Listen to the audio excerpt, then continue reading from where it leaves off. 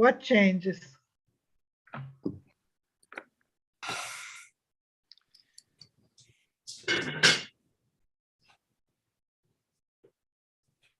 It's Mickle's kitchen. Sorry, I'm cooking. All right, what are you cooking for us, Mickle? House guest coming tomorrow. I'm making Oh. a really nice soup right now. And Oh, then very nice. so Great. I can go off camera if I'm making you all too. Oh, you're making us very jealous. Luckily, I've already eaten dinner, so I'm not going to be too jealous. All right. So I think we'll get started. So thank you everyone for being here. If I didn't greet you by name, I apologize. I think I got everybody, but if I didn't, I do apologize. I'm very, I want to say that I'm happy that we're getting together, but it's really not for anything good. The situation obviously in Ukraine is sort of horrible beyond my capacity to fully fathom it. But I think it's important to learn what we can about it. And so as many of you know, I worked for many years, well, several years with JCRC in Boston, and we had an extensive relationship with the Jewish community. It was a Chabad community in Dnipropetrovsk, now Dnipro. And so I will speak a little bit about that community and that partnership, and which gives, I think, some idea of what Jewish life in Ukraine became over the course of the early 21st century. And I'm very, very pleased that my friend and colleague Debbie Carden has joined us.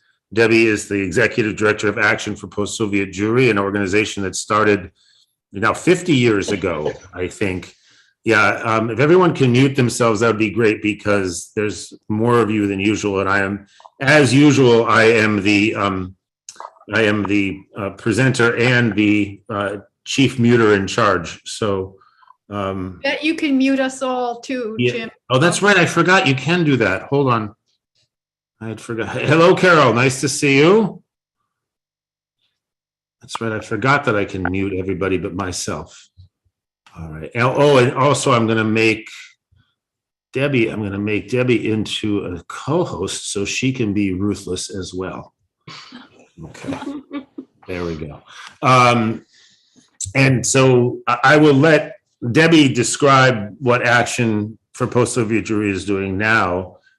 What they used to do when I was still in the position of working with that organization, as they were part of the Kahila project, what we used to call it, and they would send money and materials and people over to Ukraine and at least one community in Belarus to work with with elderly Jews who were usually shut-ins, people who are not able to be sort of actively part of the economy, and so it was a sort of a supplement to what the JDC was doing very often in places that the JDC was not reaching.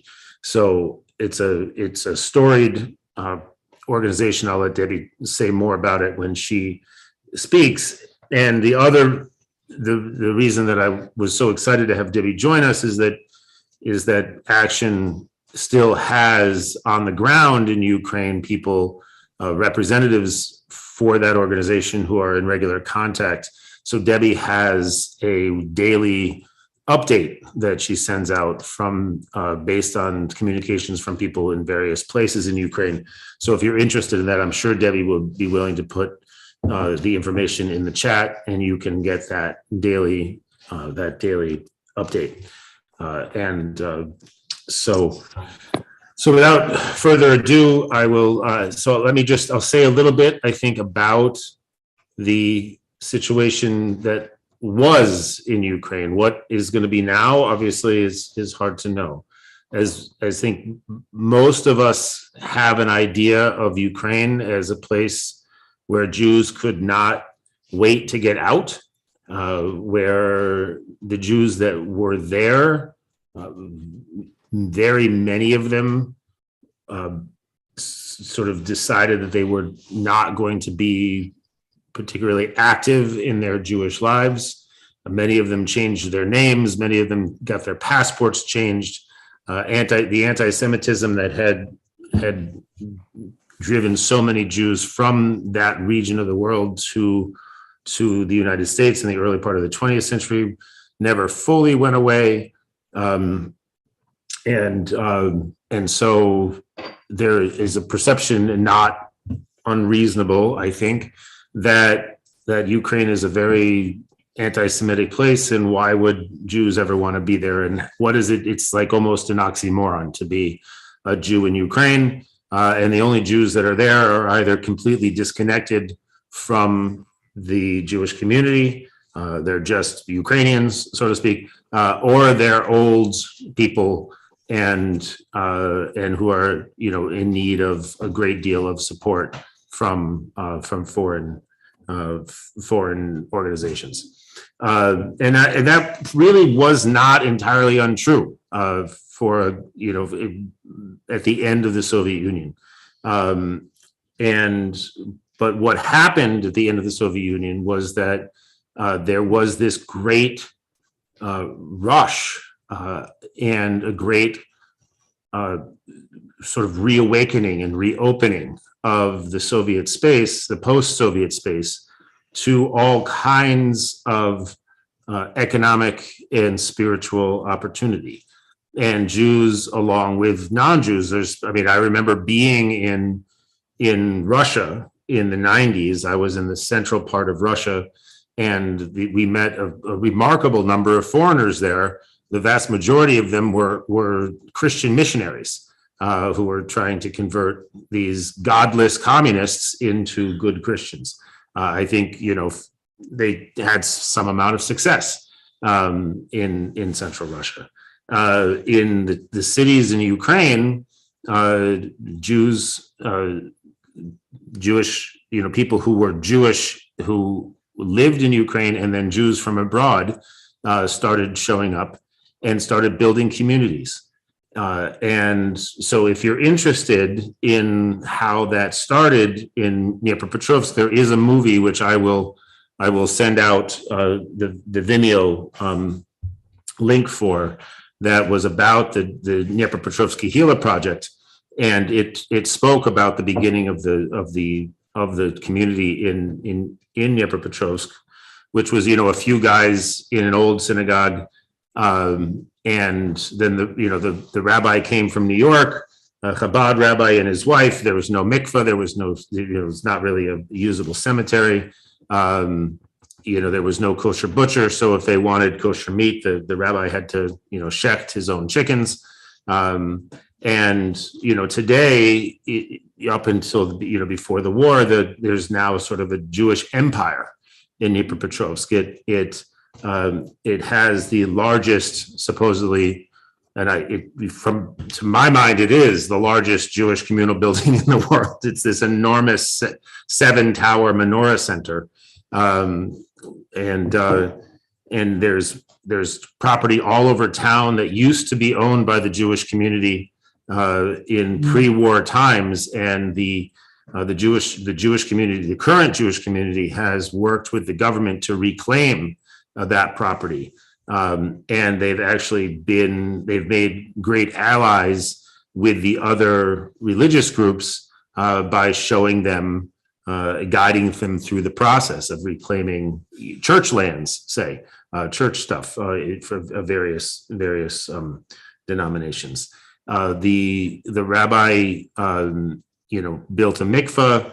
He built a scribal center where sofars work, and you can get a mezuzah scroll. You can get tefillin. If you really want one, you can get a scroll of Esther or a Torah, and so they have sort of now a fully functioning Jewish community with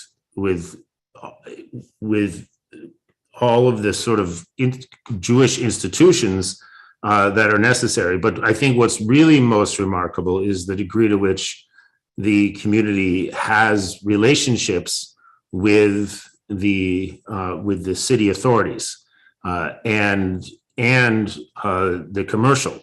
Many of the newly rich Ukrainians in the late 90s, early 2000s were Jewish, and the rabbi managed to make relationships with these people. And a good example of what that meant was that there was the first synagogue building that was there, the one that they sort of inherited when they first arrived in Dnipropetrovsk, is this building that now houses a soup kitchen, or when I was there, this is already 8 years ago, houses a soup kitchen and the Scribal Center, a Judaica shop, and some offices. And it was sort of set in a little alcove, so to speak, in this enormous shopping mall. And the only reason it's still there is because the developer of the shopping mall was a Jewish guy, and the rabbi had a series of meetings with him and somehow convinced him that he shouldn't knock down that old synagogue. He should build the mall around it. So it's like the old children's book where the little house never goes away, and the city sort of gets built all around it. And so the combination of economic and cultural power in the city, you might expect that would have the effect of increasing anti-Semitism, resentment against Jews, and so on and so forth. But it does seem to be, at least when we were there, Dnipropetrovsk is south of Kiev, many kilometers. I'm not good with numbers, so I apologize. I can't tell you the number, but it's south of Dnipropetrovsk on the Dnieper River. And now it's just called Dnipro. My brain wants to call it Dnipropetrovsk because that was how it was called when I was working there. But now it's just, they got rid of Petrovsk, who was some Russian communist guy. They didn't like him. So now it's just Dnipro. But it used to be Ekaterinoslav. And the reason that that's important is because it was a city that was within the Pale of Settlement. So it was always a very Jewish city. And at the turn of the century, or I forget now, I apologize, it was either at the turn of the century or at the time of the revolution, like a third, I think, of the population was Jewish, but 2/3 of the businesses were owned by Jews. And so thank you, Ellen. Ellen is just putting in the chat, right, that you can see the Menorah Center. And I have a kind of a funny story about that, but I'll tell you in a second. But so what's remarkable, I think, also about Dnipropetrovsk in terms of the status of the Jews in the city today is that there were so many people, there were so many crypto Jews in the city. And as the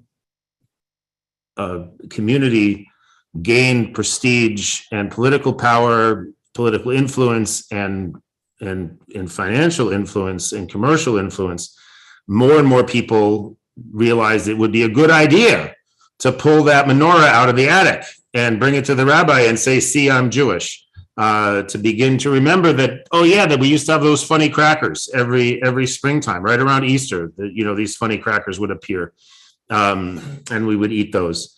And so it became the thing, right, to be Jewish in Dnipropetrovsk.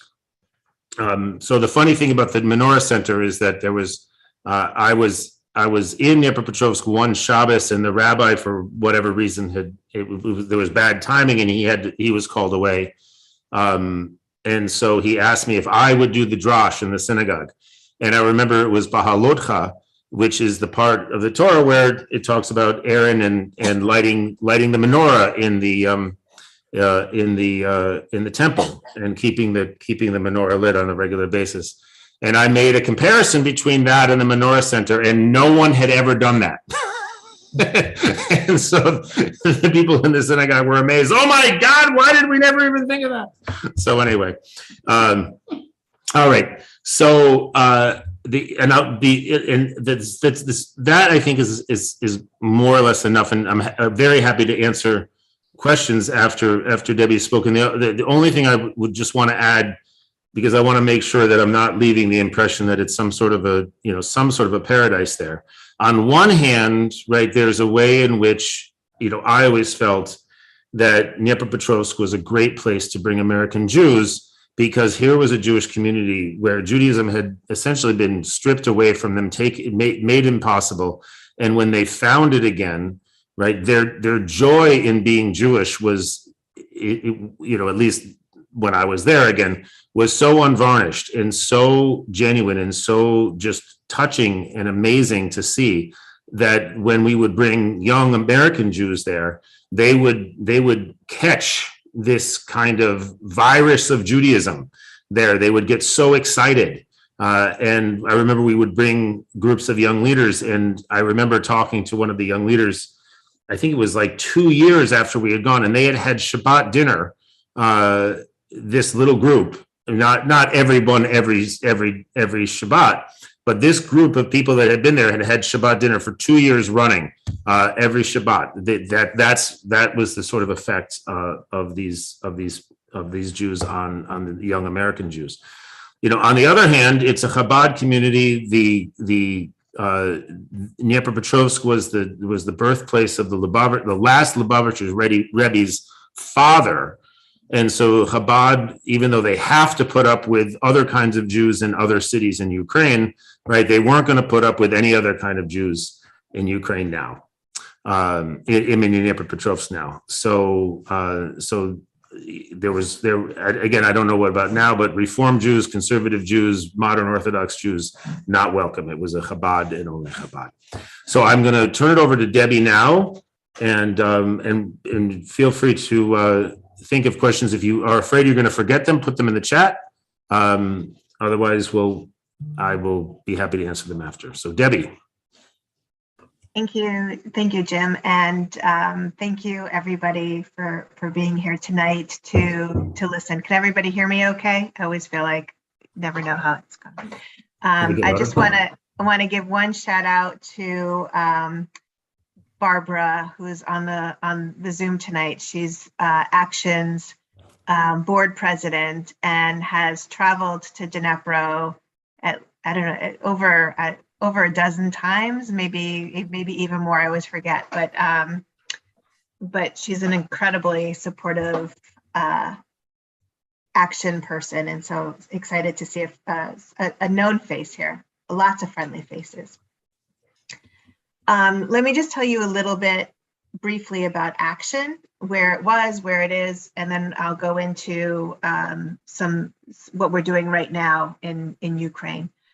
So Action started in 1975. It was part of the grassroots Soviet Jewry movement. The organization used to be called Action for Soviet Jewry.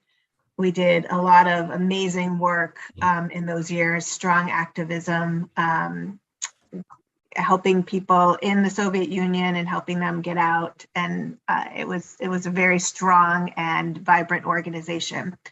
And then when the Soviet Union fell in 1990-ish, 1991, there was a mission that went from Boston to Dnipro, because at that time when the Soviet Union fell, the National Jewish Federation started this brother-sister program, and Boston was paired with this little community called Dnipro. And so the executive director at the time went to see, like, what could our little organization continue to do after they've been doing all this Refusnik work. And she quickly realized that there was a lot of rebuilding to do and a lot of renewal of Jewish life and lives to do.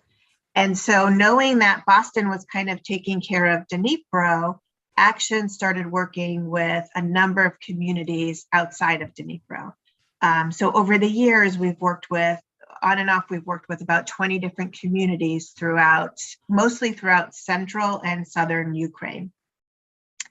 And so fast forward that today, over the years, we've had what we've called an Adopt a Bubby Zadie program, where we would bring extra food and medicine every month to a particular group of mostly elderly in each of our communities. We have a volunteer coordinator in each one of the communities that sort of works with the Jewish community there and identifies people who have the most severe and unique needs. And I want to say for the average pension for many of the elderly is simply $2 a day. So the level of poverty and vulnerability to heat and weather and food insecurity was really high for the population that we served. And at the same time, we also have a full-time, we have like a Ukraine director who's more of a paid staff person that is in Dnipro. So we did the Adopt a Bubby and Zadie program. We sponsored warm houses where one person in the community would welcome a group of 6 to 10 people into their homes for Shabbat and other holidays, and we would reimburse them for food and get them resources on those holidays. Over the years, we've helped sponsor eye clinics and other sort of medical things. And we're also able to provide like direct assistance. So if somebody needed a roof repair or hip surgery or some money for extra medicine, we could do that. One of the stories that we like to share is the executive, my predecessor was in Ukraine, was talking to Yuri, one of the guys that we help a little bit. And he was saying how his son actually lives in Russia, but is not able to visit him because of the post 2014, people were not allowed to, it was very difficult to get from Russia to Ukraine. And so on the spot, we went to the store in town and bought him like a mini iPad. And so he was able to video chat with his son and his grandson. So those are the kinds of humane things that we are able to do as an organization. So fast forward that to now, and we still have this war broke out, and we still have this network of coordinators in each of the communities. As of this morning, and again, this is a very fluid situation, so things change rapidly, but as of this morning, all of our coordinators were still had not evacuated. They were still in their homes. I mentioned where our communities are, mostly central and southern communities. We have 3 communities that are the communities you hear a lot about in the news right now: Verdansk, Mariupol, and Melitopol. We're very concerned about Mariupol. We have had no communication with them for quite a while. And today I was able to get in touch with somebody at the JDC who's connected to somebody in Mariupol who has a satellite phone. So they're going to try to connect with our coordinator just to see what's going on there. We finally heard from our coordinator in Melitopol this morning. Our coordinator in Dnipro was trying to reach her and happened to call her right when the coordinator in Melitopol happened to be walking out on the street and caught some signal for a brief moment. And so they were like miraculously able to talk, and she was able to fill our coordinator in Dnipro in on what's happening in the ground in Melitopol. And in Verdansk, they're probably the best out of the 3. They at times go without internet and electricity for a day or 2, but then get it back. So we've been in regular contact with our coordinator there and have a good sense of what's going on there. And then we have communities like in Smelo, which is a very, very small community. It used to be a shtetl, and it kind of has a shtetl feel to it still to this day. And I talked to the coordinator there last week, and he was saying, they're relatively lucky. They still have some food and bread in the stores. They have heats and they have water. So he feels pretty lucky, and we're able to get more support into communities like that than, of course, we can in a community like Mariupol. But I know you all have probably a lot of questions, and I want to make sure I get to things that you're concerned about, not so much what I'm concerned about. And so I would like to quickly go into questions and thoughts and your concerns and see if I can address any of those.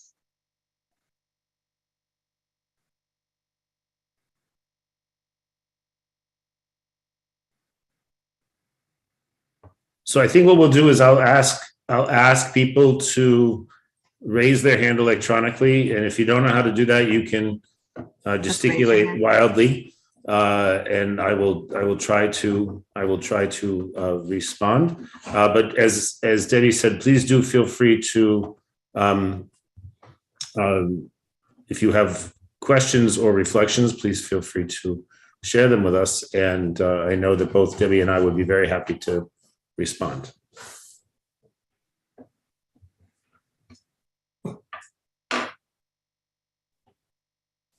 Thank you, Norma. I'm going to suggest Debbie's organization. So Debbie will put the. I hope she will. Debbie will put the. I will. Yeah, and that's great. actually a great question that I'd like to address for a minute. So I have often gotten calls from people in the past week or two, and they're like, you know, who do we donate to? What should we do? I want to do something. I don't want to just give money. I want to do something. I hear all sorts of things like that. And what I say is the need is so great right now that anywhere you donate to will be useful. So the larger organizations are putting in like the larger infrastructure, and they're making sure people are getting evacuated, and the refugee centers have food and all of that kind of, and there's medicine and that kind of stuff.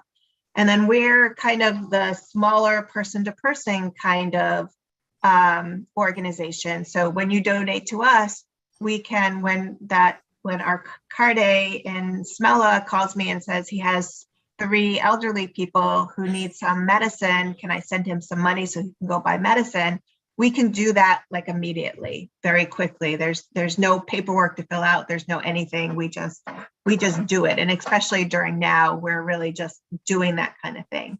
I spent the day today, all day, trying to get hold of satellite phones to get them sent into Dnipro, because we're very concerned about what's going to happen there in the next week or so.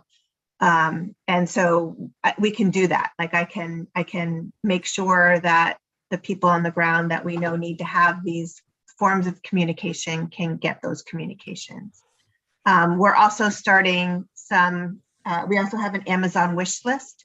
So if you would prefer to buy something and know what you're sending, there's an Amazon wish list that you can go to and do that. And we just started working with some temples, congregations, and schools around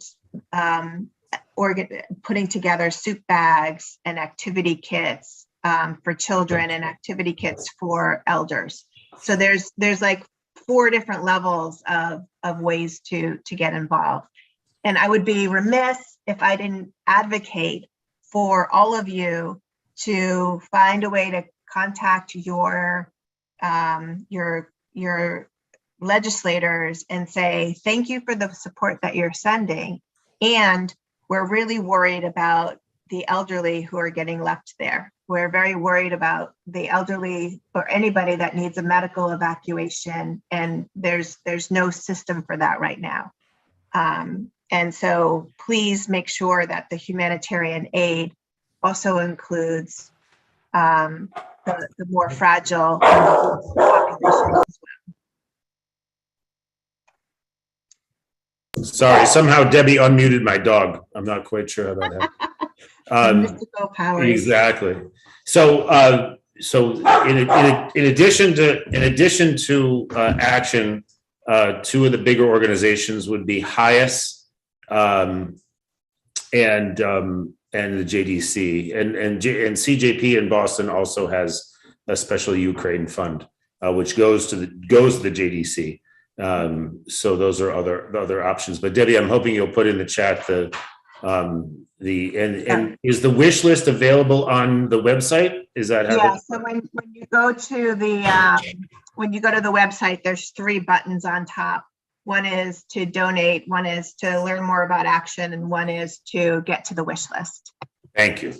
All right, good. So I see Frida and then Mikkel and then Sherry. So let's start with Frida. Thank you, Jim.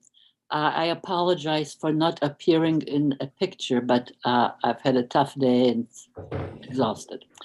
But anyway, this has been such a terrible time to watch the carnage and the struggle in Ukraine.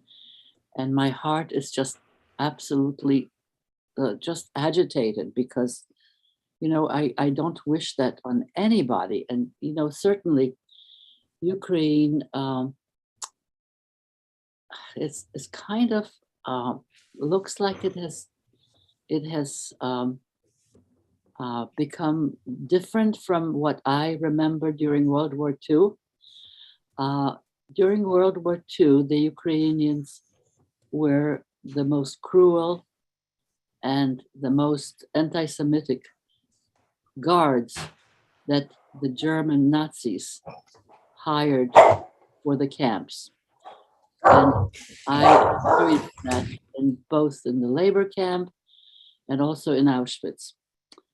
So, and now, of course, I'm seeing that the 2 highest officials in Ukraine, the president and what's the other one, are Jewish. The prime minister and also the mayor of Kiev is also Jewish. 3 then, oh my goodness.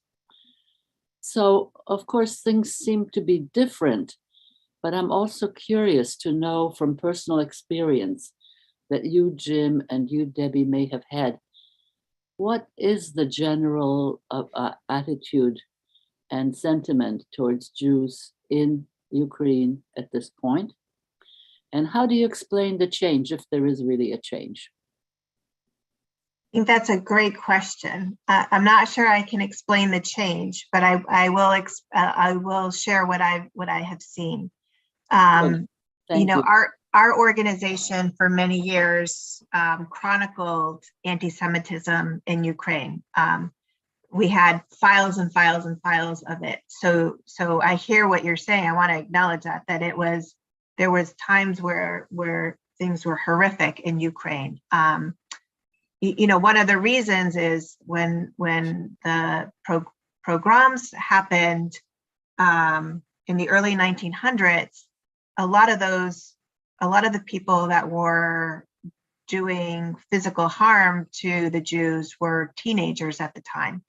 And so when World War II came around, they were the adults in the communities. And I think that line of hatred was just, that through line was just ingrained in them. And they had been brought up with that level of hatred and anti-Semitism. And, you know, World War II came in and gave them another avenue to unleash it. I don't know what changed and how it changed, but I do know that as we chronicled anti-Semitism over the years, it actually became less and less. And there is some research out that in the past few years in Ukraine, not in Belarus, not in some of the other communities, but in Ukraine, they were having like the lowest incident rates of anti-Semitism around. You know, that has that when I actually was there right when, as Barbara was, right around when Zelensky was voted in. And the Jews we talked to at the time were kind of holding their breath because they were very excited on one hand that there was a Jew who made it to that kind of level. And at the other hand, they were so worried that if he did something wrong or if he, you know, if something came out about him, that it would unleash the anti-Semitism again. So, even when things were relatively good around anti-Semitism, there was still this fear that it would turn again on a dime.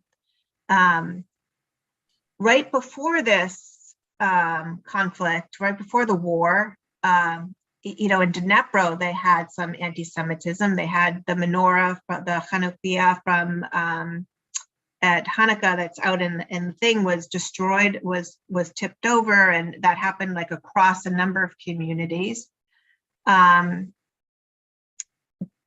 But they really felt like that was sort of more a one-off kind of thing, and there hadn't been a lot of anti-Semitism up until that point. I will share a very telling story about how anti-Semitism is displayed. So I was in November of 2019, I went back and I was at a warm house with mostly women who were around the table with me. And I asked them about anti-Semitism, and they all said, "Oh no, it's really good now. We don't have any anti-Semitism." And I thought, that's kind of an odd answer. And so then I asked a different question. I asked how many had difficulty getting into college, and every single one of them had a story that they were tripping over to tell me about how difficult it was for them to get into college, and that if you looked too Jewish, or if you had a very Jewish name, there was still some sense of quotas around how many Jews would get into college. But they didn't consider that anti-Semitism. That was just sort of the way life was. And I thought that was a really interesting distinction to think about, that and it seemed like in their world, anti-Semitism means sort of an act of violence of some sort, and not so much the more tacit ways of anti-Semitism. So although it had gotten better, I think there was still some systemic, institutionalized anti-Semitism that was going on. What I would say is that I think that the Jewish community, there were probably two big factors, and I who knows exactly what was happening, but I do think that Ukraine transformed itself pretty significantly from a multicultural Soviet state to a much more multicultural democracy in the course of the first 20 years of the 20th century. And so it began to realize that, I think across the country, people realized that there were all these different nationalities. That would be the word that would be used in Russian. All these various nationalities that were part of Ukraine, and they were all there because of the Soviet policy of mixing up the population so that the Russians were in charge of everybody. And so there was a kind of sense, I think, that there was this kind of sense over the course of those 20 years that we're all in this together. And that was really underscored when there was the Maidan revolt, and they pushed Yanukovych out. Many of the leaders of that movement were not ethnic Ukrainians. They were Ukrainians, right, in the sense that they were citizens of Ukraine, but they were not ethnic Ukrainians. They were from Afghanistan, they were from Georgia, they were from Armenia, they were Jewish, they were Moldovan. And so I think that the Jews benefited as a group from this sort of global realization that Ukraine is a multinational state or a multicultural state. And then the other part of it, I think, is that the financial and cultural influence of the Jews became a good thing to be a Jew in many ways, which I don't think it's hard for us over here to imagine that any Ukrainian would want to become Jewish, but that is what happened. So anyway, that's a short answer, but so we have four people. So we'll go to Mikkel. I have a very specific and sort of selfish little question. I wanted to ask you if you get reports, when you get reports from Chernovitz, which is in the southwest, not far, I think, from the Moldovan, sort of partway between Moldova and Romania, near those borders. My mother's people come from there, and I had a chance to be there myself about 20 years ago. It's a beautiful old town. I went to the little synagogue there, which still existed, which had beautiful hand-painted panels all around the walls. And there was still a small Jewish community there, many of them then already thinking about trying to leave for other reasons. But I wonder whether refugees from other parts of Ukraine are flooding into these places in the southwest, and whether they're spilling over even into the countryside. What's happening to the countryside there? I guess I'll stop there since I have other questions, but we have other people who want to ask questions. So maybe that's enough for now. So thank you for sharing that. And you described that sort of little beautiful village so wonderfully. That's not a community that we work in. So I don't have any. I'm sorry, but I don't have any particular direct update. But I will share when we were able to get in touch with the coordinator in Melitopol today. What she said is they have no food in Melitopol. And so people have been kind of trying to sneak out to go to the nearby villages to buy food and then bring it back in. So I do think, and I know from some of the other smaller communities that we're involved in, that people are going there because they don't want to leave. There's a lot of people who don't want to leave Ukraine. They don't want to leave their homes, and they certainly don't want to leave Ukraine for many reasons. So they're starting to go to some of the smaller, what's considered the safer communities before actually making the trip to cross the border. So I would imagine that that's happening there too. Thank you. Thank you, Mikkel. Go ahead, Sherry.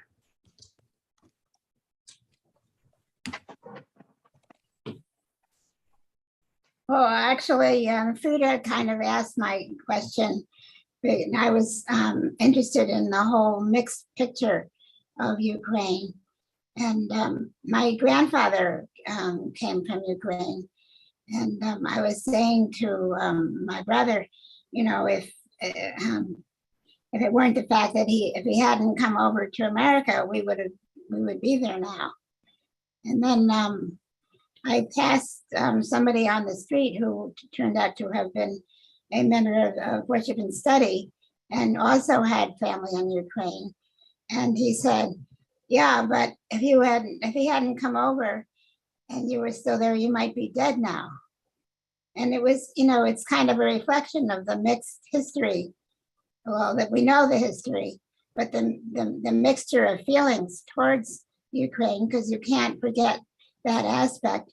And yet it appears that they've changed, but we're not there, so we can only go by the reports.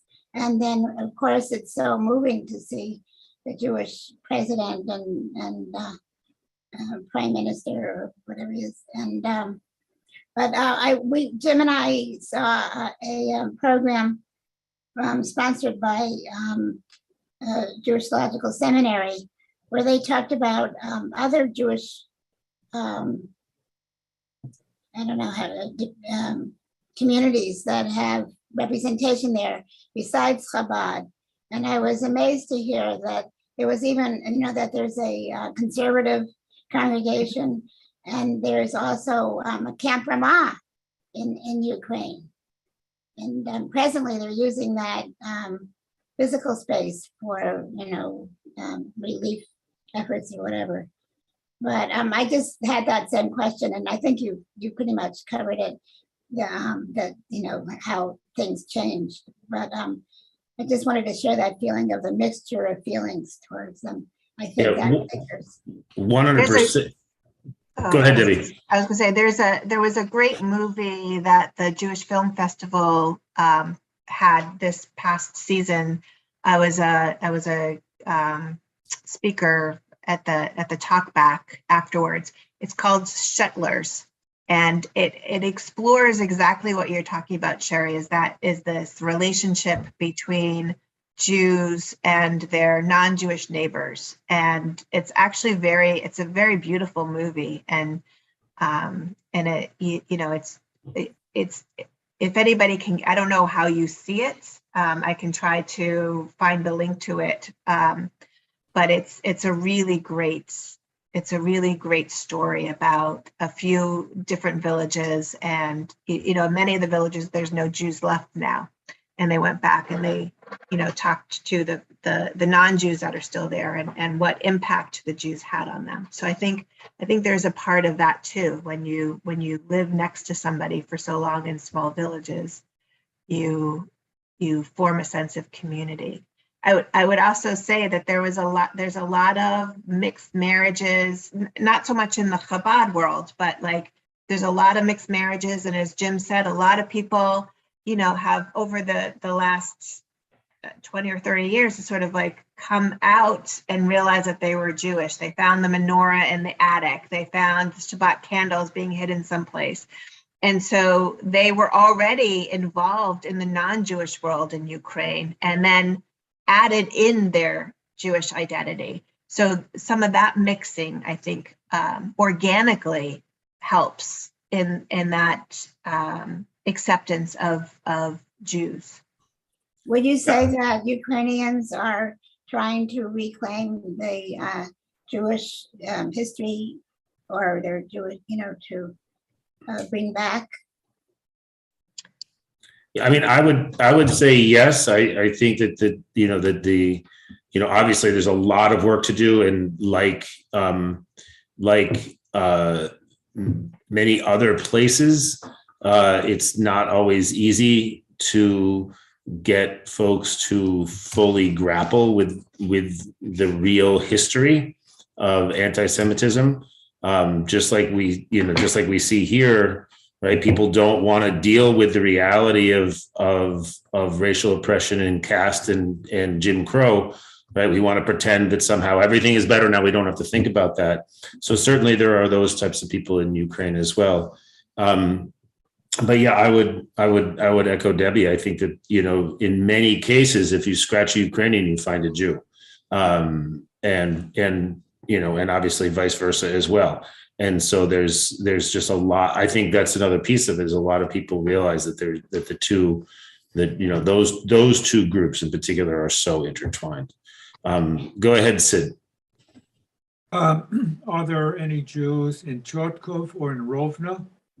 My mother came from Chortkov. As a matter of fact, I coordinated the translation of a Yizkor book for Rovna and for Chortkov and one other community. I don't remember the name of one of my other relatives.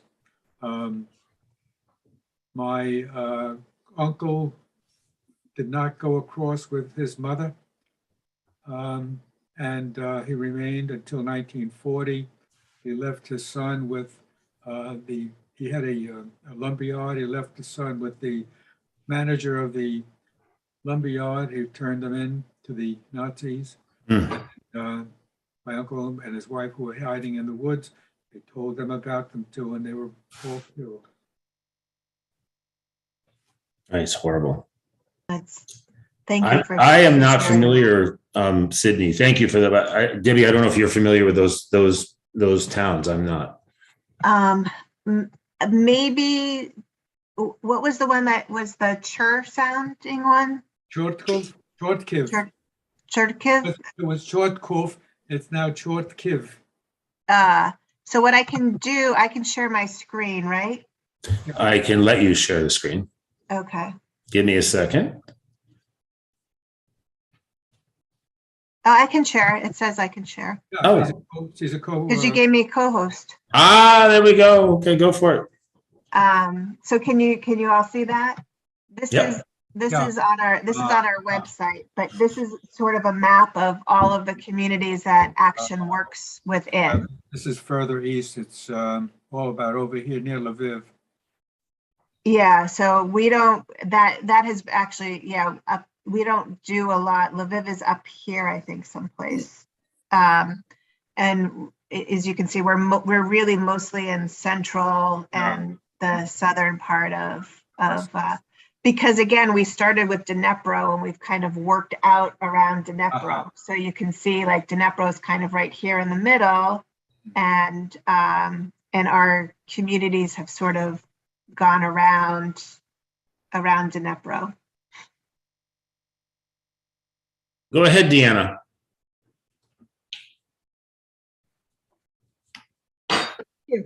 This is just some observations that I've picked up information over the years about anti-Semitism in Ukraine. For several years, I taught Hebrew to an old man who came originally from Uman. And after his mother was murdered in a pogrom after World War I, the family moved to Kiev. And his father was a religious guy who was always in trouble for that reason, who spent time in jail in Kiev. My friend said that, in fact, Kiev was not so bad. And his father, he and his sister were allowed to bring kosher food and chalot and stuff to his father in the prison, who was in prison in Kiev when he was in prison there, which was often. I would express surprise about that. And he said, the prison was not run by a Jew. He said the Jewish communists in Ukraine were awful in many ways. And they would never have allowed anything to a religious person. And then he spoke at length about, how Stalin had starved people out in Ukraine at a certain point. And that to many people in Ukraine, he felt that they regarded it not just as Stalin, but the apparatchiks who ran things were often Jewish communists. And they were very, very hostile, both towards Russia and Stalin and to the Jewish communists, which I thought was an interesting perspective on all that. This guy, like many Jews, by the 30s, he had gained technical skills and gone to Moscow to some institute, and and his father with him, and that was the end of their life in Ukraine. So they weren't still around when World War II came. Yeah, I mean, I think Dina, you say something that's really important. The Jewish history in all of Eastern Europe, not just in Ukraine, is very complicated. And there's a lot there that a lot of people don't really talk about or know about in this next generation. And so I see these conversations that are happening now about the war in Ukraine and Jewish life there has really opened up the ability to sort of remember what our connections are and remember our history and learn about it in a different way. So I think, Dina, this piece that you bring up about Jewish communists and Stalin is a whole nother piece of our history there that, as Jim said, has almost been, people don't talk about it anymore, or there's no webinars about Stalin right now. There's no learning opportunities. I think. Yeah, although it is interesting, right, that Putin is echoing when Putin is talking about the denazification of Ukraine, he is echoing a Stalinist trope, right? It was Stalin who came up with the idea that the Jews are actually the Nazis, and this is the justification for destroying the Jews in the Soviet Union. So it's one of these, on one hand, it's obviously completely absurd. On the other hand, it has historical resonances that if you know them, people are able to pick up on them. Putin clearly wants to evoke Stalin and and kind of make himself in that mold of the quote unquote strong leader. And exactly, Hilda's got it right. It's and it's sort of accusing your opponents of what you want to do to them. And it's really chilling. So knowing this history, as much as we can is really, I think, quite valuable.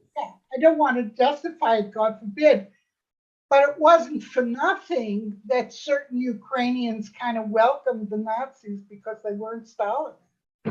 Yeah.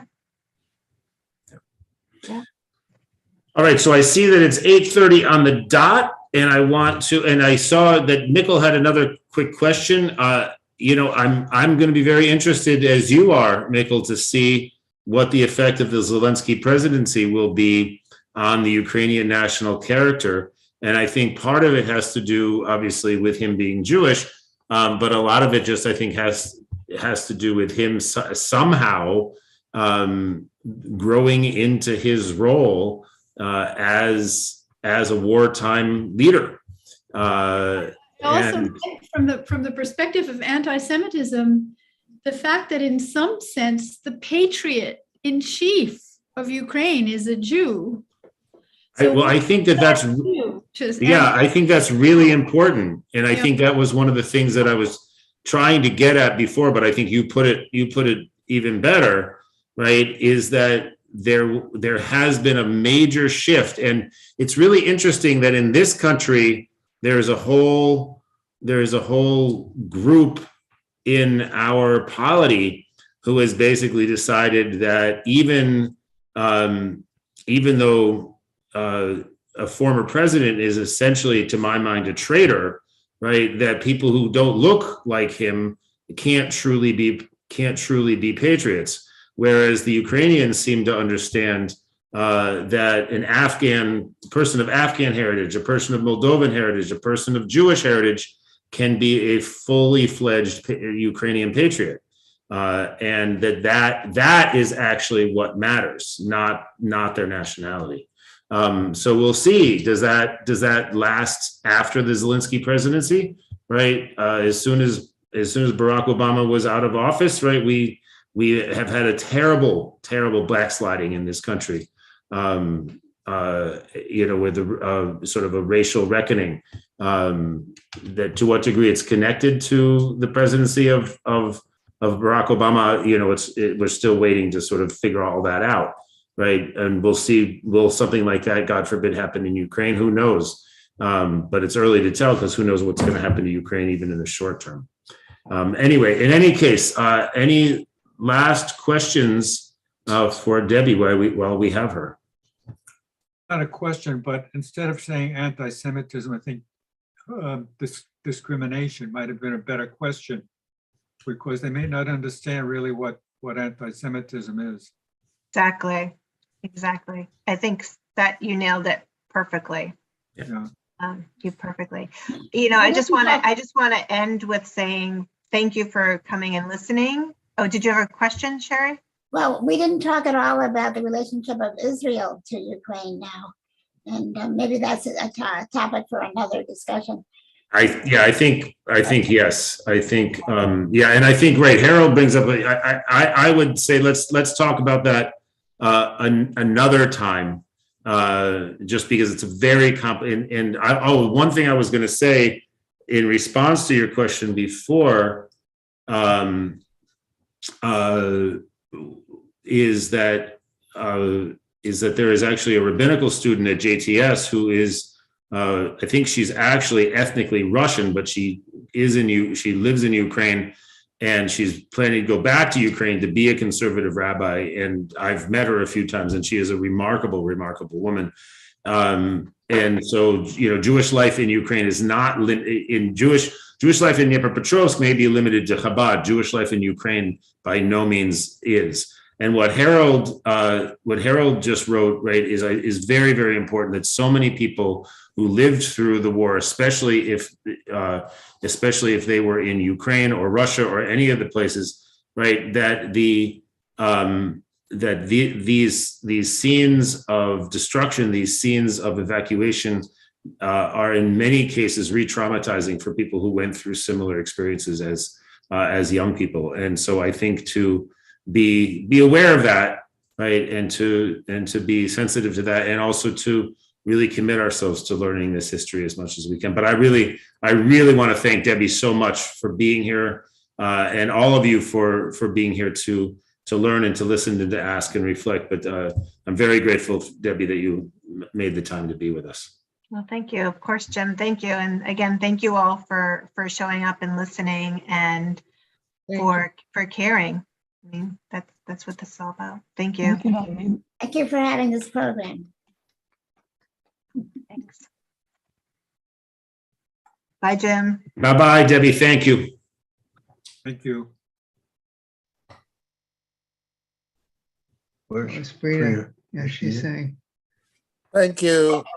Thank you. Thank you, Thank Debbie. Thank you, everybody. I really appreciated this. Good. Thank you for being here, Frida. Thank you. It was wonderful. Thank you, Harleen. Very good. Great to see you all. Rabbi, what are you?